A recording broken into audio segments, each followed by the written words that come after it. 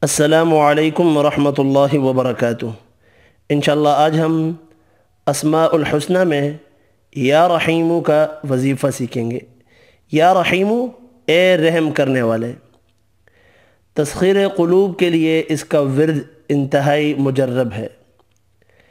کسی مصیبت یا دشمن کے خوف سے بچنے کے لیے اس کا وظیفہ کرنا چاہیے۔ اللہ تعالی دشمن سے پناہ دے گا۔ الرحمن الرحیم لکھ کر درخت کی جڑ میں دفن کر دیا جائے تو پھلوں میں برکت ہوگی۔ سچی محبت کے لیے بھی یہ عمل نہایت آزمودہ ہے۔ جو شخص 500 مرتبہ روزانہ یا رحیم پڑھے گا وہ دنیاوی مشکلات سے چھٹکارا پائے گا۔ تو آپ اگر مشکلات کا خاتمہ چاہتے ہیں تو آپ نے یا رحیمو روزانہ 500 مرتبہ پڑھنا ہے۔ آج کے لیے اتنا ہی۔ اللہ حافظ۔